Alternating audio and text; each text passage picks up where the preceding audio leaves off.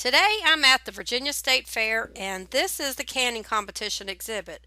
Apparently all of the entries are contained in these two displays, which is quite a contrast to the number of entries from 5 years ago. I've never entered any of my canning because we don't live near the fairgrounds and you have to make several trips to be in the contest. If you are interested in taking your canning to the fair though, here are the rules for Virginia. I'll zero in on the most important stuff so you can see it. There's a $1 entry fee per jar, and the jars must be processed according to recognized safe methods found in the current editions of the USDA Complete Guide to Home Canning or the Ball Blue Book. Per these rules, cold pack canning items do not qualify. Now, I found the cold pack rule interesting because the Ball Blue Book defines cold packing as raw packing, which is filling jars with raw, unheated food prior to heat processing. Now, what can I say? I've been telling y'all for years that hot packing is superior to raw packing. There are several different categories in the competition, and each category is judged on different criteria. For example, when judging pickles, the judges are looking for a uniform size and shape of the product, a natural, not overspiced flavor. Texture must be firm, not tough or soft. The color needs to be as near natural as possible. The proportion of pickle to liquid has to be adequate, and the jar must be filled to ½ inch and boiling water bath. You get points for each of these items, and the highest points wins. That's how it works. Jellies must have a natural yet pronounced color. It must be transparent and sparkling. There cannot be a sign of crystallization. It has to be a natural fruit flavor.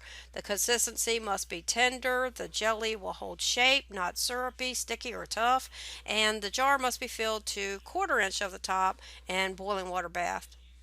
Here's the one I find the most interesting, the criteria for fruits and vegetables. The color must be natural, the liquid must be appropriate for the product, and method of processing.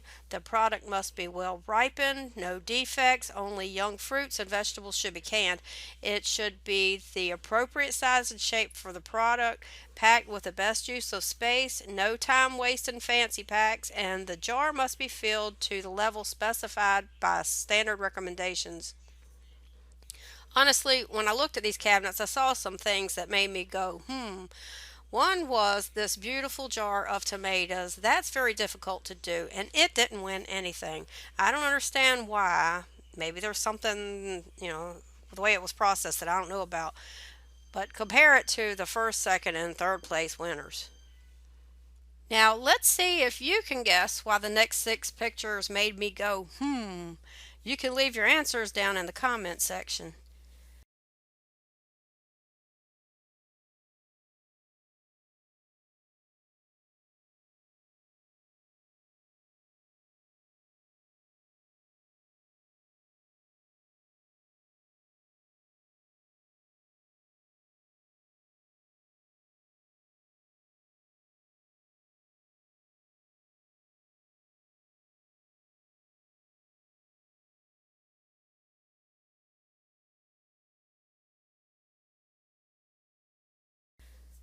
Now, all I'm going to say is that if you're going to can like it's 1933, then you should at least can like they did in 1933.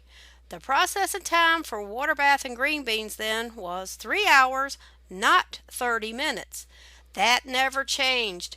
When research showed that 3 hours wasn't even sufficient time to kill the spores that produce botulism, the recommendation to water bath green beans was dropped, and now it is only recommended to pressure can them.